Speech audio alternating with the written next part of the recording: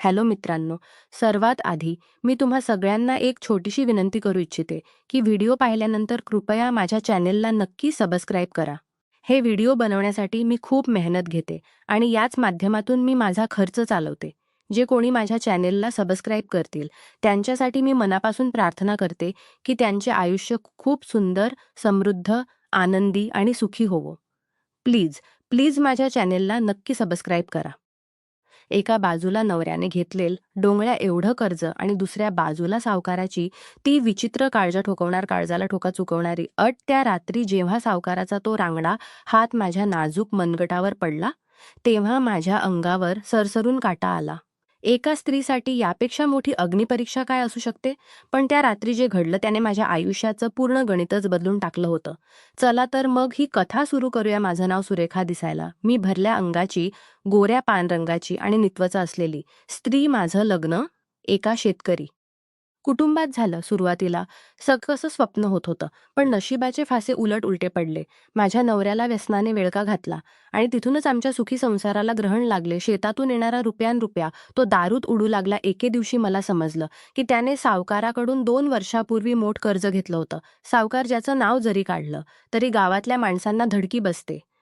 मजबूत बांधा, रुंद छाती, गोल आवाज आणि त्याच्या त्या टोकदार मिशा. तो एखाद्या रांगड्या पुरुषाच मूर्तिमंत रूप होता.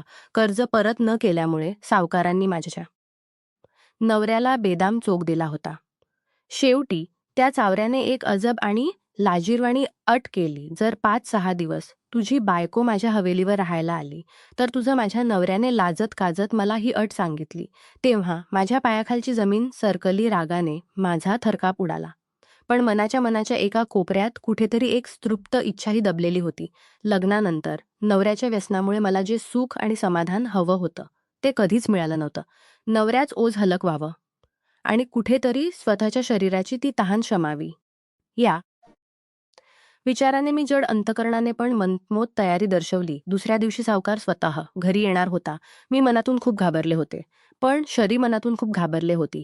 मी मुद्दाम आज माझी ती नेटची सणसण आणि उत्तेजना जाणवत होती, जिच्या ब्लाऊज माझ्या अंगाला अगदी चोपून बसला होता.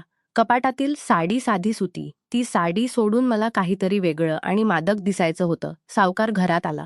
घराबाहेर काळख होता आणि आत कंदेलाचा तो मंद पिवळसर प्रकाश. मी पलंगावर शांतपणे पडले होते. हृदयाची धडधड स्पष्ट ऐकू येत होती. सावकाराची पावलं जवळ येत होती. त्याचा तो तीव्र पुरुषी सुगंध आता मला जाणवू लागला होता. त्याने मागून येऊन माझा हात धरला. त्याचा तो खडबडीत रांगडा हात जेव्हा माझ्या नाजूक मनगटावर पडला तेव्हा जणू माझ्या शरीरातून विजेचा प्रवाह धावला. त्याने मला हळूच आपल्या मजबूत भाऊमध्ये उरलं आणि त्याच्या विळक्यात सामावून घेतलं. त्याचा गरम श्वास माझ्या मानेवर आदळत होता.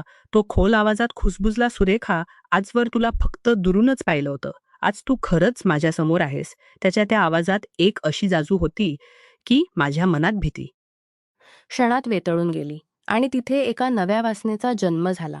त्याने माझ्या ओट्यांवर आपले ओठ टेकवले. त्या स्पर्शात इतकी ओढ होती की मी स्वतःला विसरून गेले आयुष्यात पहिल्यांदाच.